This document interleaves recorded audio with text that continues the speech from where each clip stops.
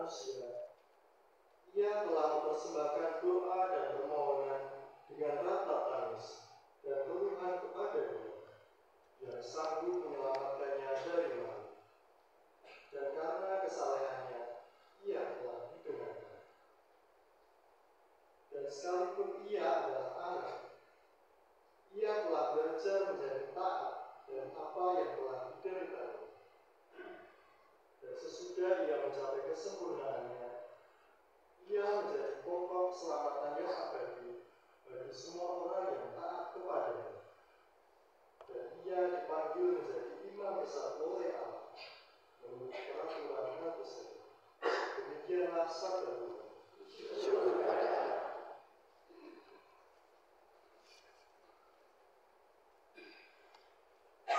Pembacaan Injil terambil dari Yohanes 12 ayat 20 sampai yang ke-33.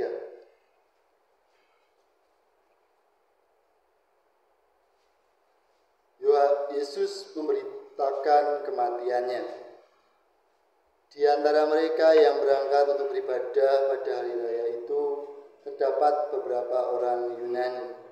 Orang-orang itu pergi kepada Filipus yang berasal dari Betsaida di Galilea, lalu berkata kepadanya, "Tuan, kami ingin bertemu dengan Yesus."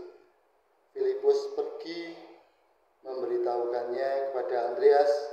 Andreas dan Filipus menyampaikannya pula kepada Yesus.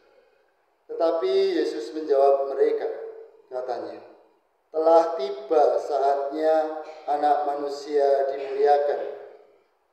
Aku berkata kepadamu, sesungguhnya jikalau biji gandum tidak jatuh ke dalam tanah dan mati, ia tetap satu biji saja. Tetapi jika ia mati, ia akan menghasilkan banyak buah. Barang siapa mencintai nyawanya, ia akan kehilangan nyawanya. Tetapi barang siapa tidak mencintai nyawanya di dunia ini, ia akan memeliharanya untuk hidup yang kekal. Barang siapa melayani aku, ia harus mengikut aku dimanapun aku berada. Di situ pun pelayanku akan berada.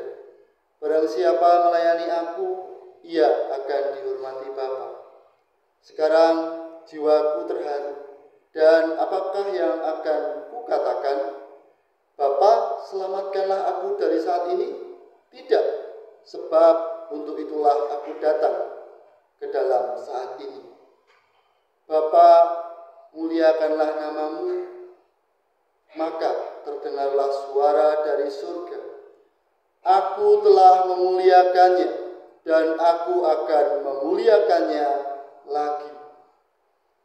Orang banyak yang berdiri di situ mendengarkannya berkata bahwa itu bunyi guntur.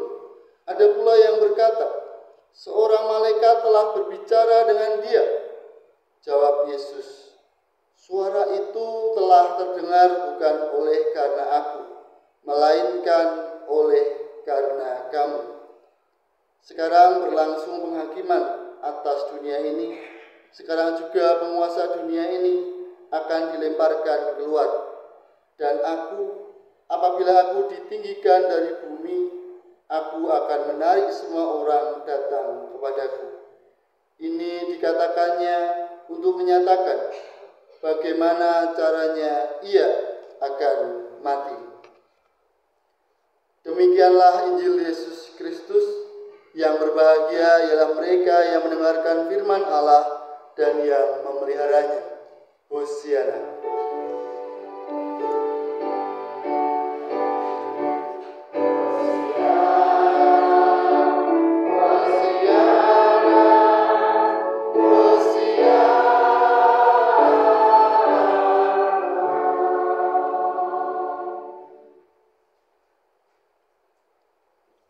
Akan dilayankan persembahan pujian dari Pokja Remaja, dipersilakan.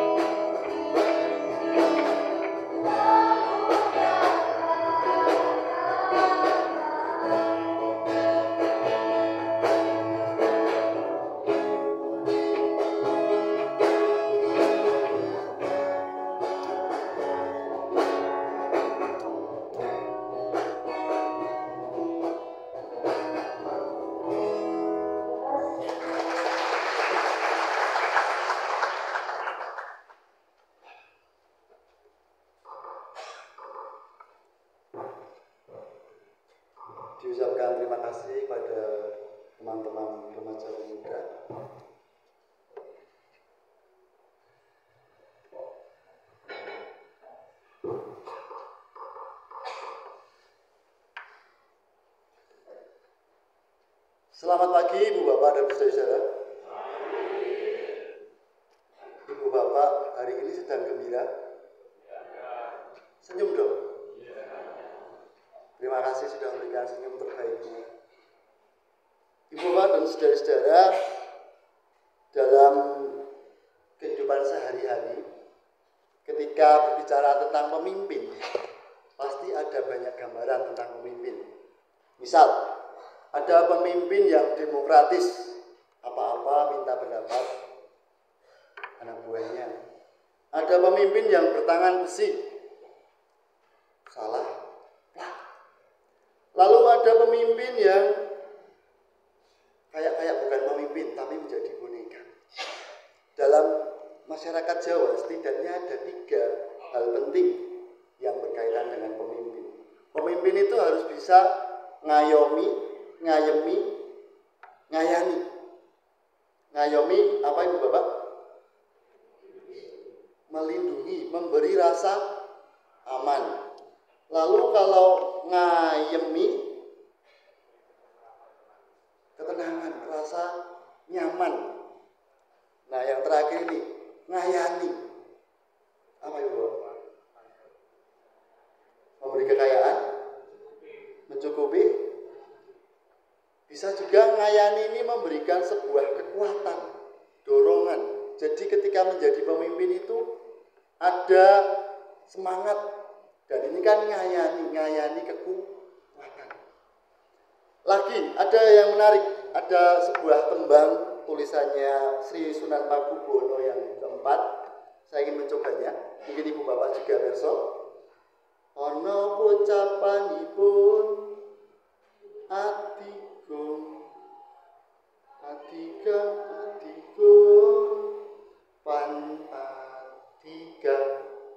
pan adigang ki kidang adigung pan esti adiguna iku ulo telupisan mati sambil.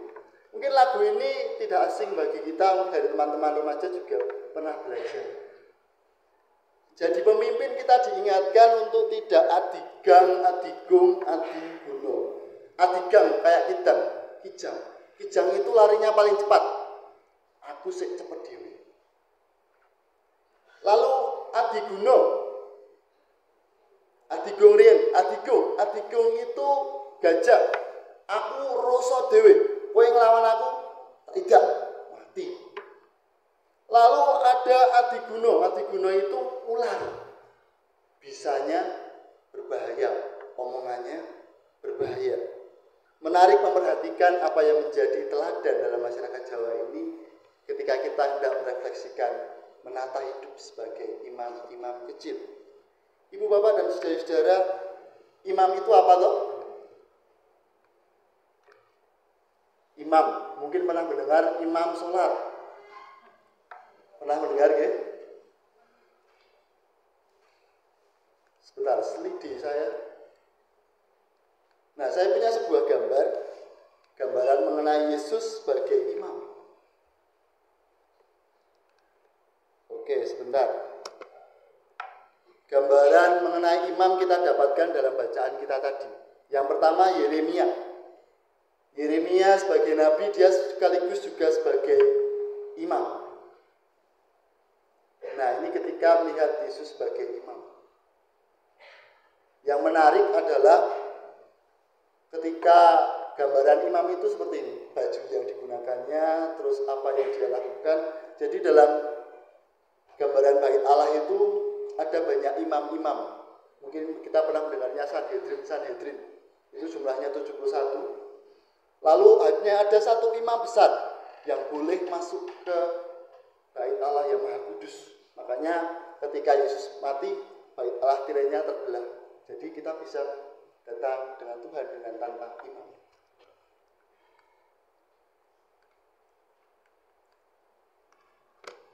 Ya, dari Yeremia kita tadi melihat bagaimana Allah dan umatnya memperbaiki hubungan antara yang terjadi. Kenapa? Karena Yeremia ditugaskan untuk mengingatkan bangsa Israel bahwa mereka semua melanggar perintah Allah dan Allah ada perjanjian yang baru. Ini imam tadi.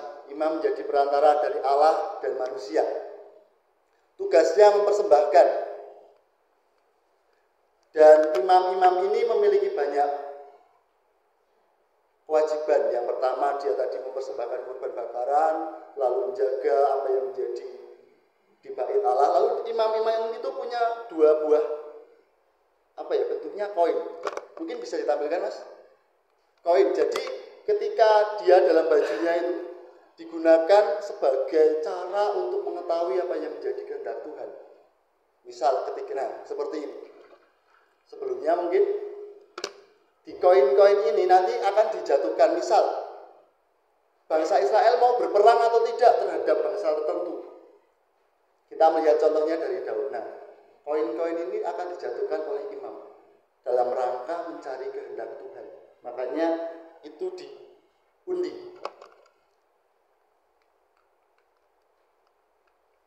Oke.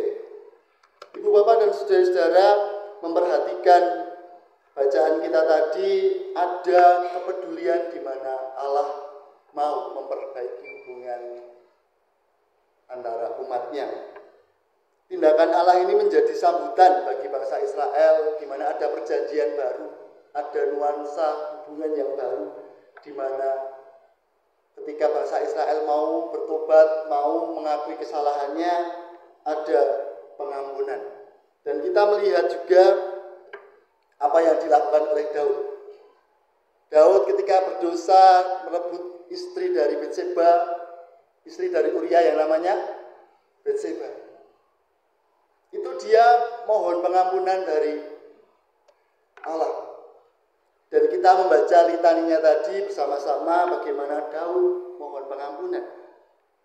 Kasihanilah aku ya Allah menurut kasih setiamu, hapuskanlah pelanggaranku menurut kasih setiamu.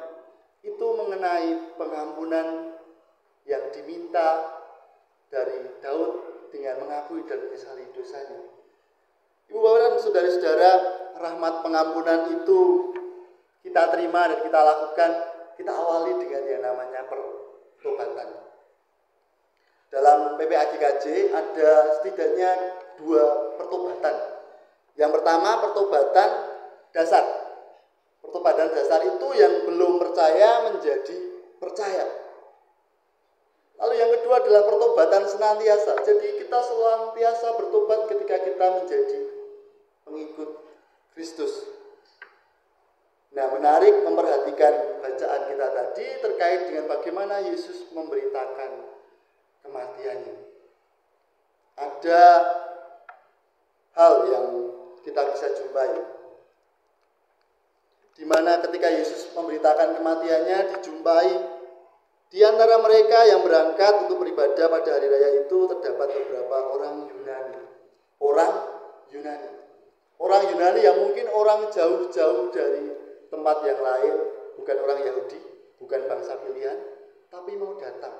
Apa yang mau mereka lakukan? Tuhan, kami ingin bertemu dengan Yesus. Orang Yunani ingin bertemu dengan Yesus. Tetapi Yesus menjawab, telah tiba saatnya anak manusia dimuliakan.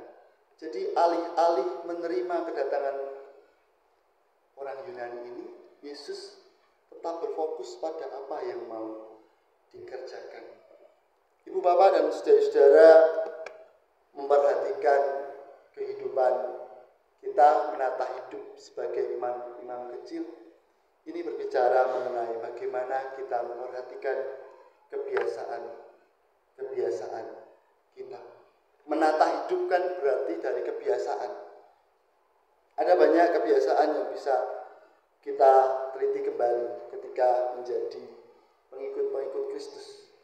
Imam kan sebagai yang dikorbankan. Yesus mengorbankan dirinya sendiri sebagai imam yang sejati. Karena yang dikorbankan bukan korban bakaran, tetapi dirinya sendiri. Ibu bapak dan saudara-saudara sudah berkorban apa? Perasaan? Sama. Ya, pasti ada banyak pengorbanan yang bisa kita jumpai dalam kehidupan sehari-hari. Beda loh antara kurban dengan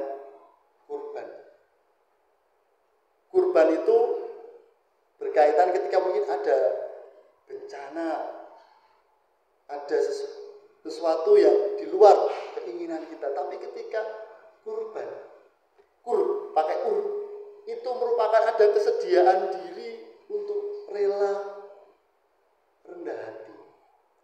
Seharusnya saya bisa seperti ini, tetapi karena saya mau berkurban, berarti saya menata kehidupan saya untuk tidak seperti ini. Nah, saya yakin GKJ Nusukan sekitar tahun, Ibu Bapak ini GKJ Nusukan dari tahun berapa?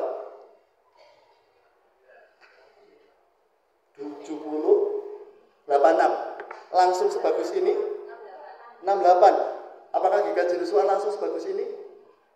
Tidak. Saya juga membayangkan mungkin pakai gedek itu, mboten nggih? Mboten. Dengan gereja mungkin kan kita juga mengawalinya dari gereja ataupun lingkungan yang sederhana. Jangan sampai ketika sudah sampai di titik yang seperti ini, kerelaan kita berkurban menjadi sudah. Lah, aku makan di gereja sendal kuning sendal jepit. Wah, gerejane asenan kayak aku kok. Kayak liyane lebih sungsum semene aku mbak kelunting ya, beda. Kalau di gereja desa kan makanya mbak kelunting. Saya dari gereja desa Ibu Bapak. Jadi jangan sampai kita menunggu harus sempurna terlebih dahulu, harus baik terlebih dahulu untuk kita bisa berkorban. Memperhatikan bacaan kita tadi dari Efesus bahwa ternyata menjadi imam besar sekalipun pun itu merupakan anugerah, itu given, ada kesempatan. Dan tentu kita juga diberikan kesempatan masing-masing dalam menjalani kehidupan kita. Tidak hanya ketika dalam bergereja, dalam berkeluarga, ada banyak hal yang bisa kita lakukan. Ibu bapak dan saudara-saudara, perjuangan menata hidup sebagai imam-imam kecil berarti kita juga menyediakan diri melihat siapa yang menjadi keteladanan hidup kita. Tuhan Yesus dalam perjalanan hidupnya mempersiapkan diri, bahkan dia tidak mau menemui orang Yunani yang mau menemuinya. Jalan popularitas tidak diambil oleh Yesus karena dia harus menunjukkan ke langkah selanjutnya. Ada prioritas dalam menempatkan kebiasaan hidup kita. Kita menata hidup sebagai imam kecil. Ketika imam mengorbankan dirinya yang diteladankan oleh Yesus, ada kurban bakaran yang diberikan sebagai penghapusan dosa, kita juga diundang untuk berkurban dalam kehidupan sehari-hari. Tentu dengan berbagai macam perjuangan kita. Saya punya sebuah pengantar yang menurut saya sederhana ketika kita menata hidup sebagai imam kecil. Ibu bapak, saudara-saudara, ini apa? Biasanya untuk penerangan. Kita memperhatikan bagaimana lilin ini mungkin cahayanya kecil, pengorbanannya kecil, tapi dia membiarkan dirinya terbakar demi ada cahaya hidup. Dan tentu tidak mudah ada pengorbanan. Ada sesuatu yang rela ditata. Kan lilin juga dibentuk. Kalau lilin ini tidak bentuk begini, mungkin tidak akan menjadi nyala. Dan kita diundang menjadi imam kecil. Sesederhana seperti lilin ini, menerangi kehidupan sekitar kita.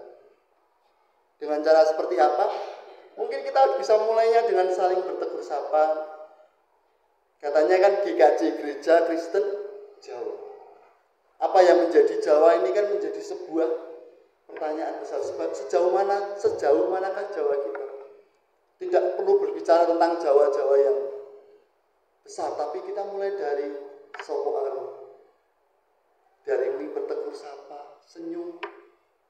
Itu kita bisa lakukan sembari menata hidup sebagai imam kecil. Yesus memberitakan kematiannya sebagai jalan untuk mengorbankan dirinya sebagai imam. Kita juga mempersiapkan kehidupan kita di masa Prapaskah ini. Saya mengingatkan sekali lagi, celengan Paskahnya masih Bapak. Bleduken boten. Jangan lupa lupa itu diisi juga. Itu menjadi cara sederhana untuk kita merelakan diri kita berkorban. Apakah sudah bisa, Mas? Nah, saya punya beberapa catatan penting terkait dengan imam. Imam itu apa? Dan tugas-tugasnya. Nah, ini tadi.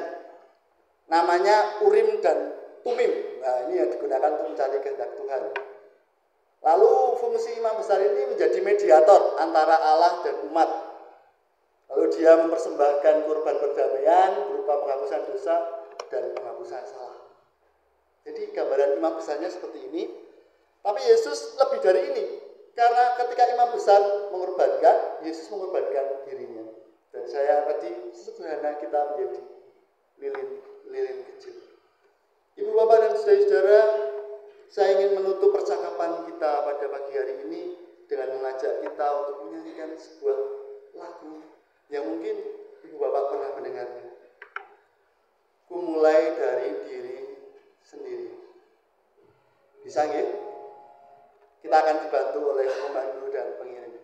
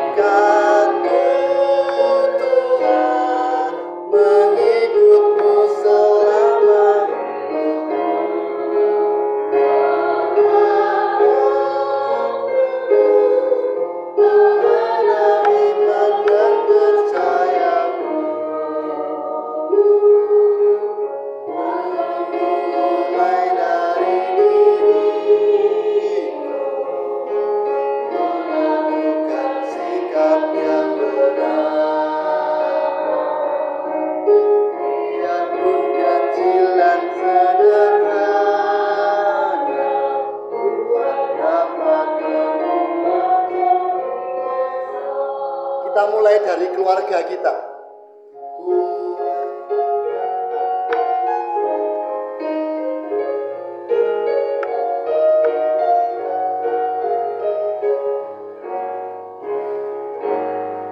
Mulai dari keluarga menjadi pelaku firman-Mu.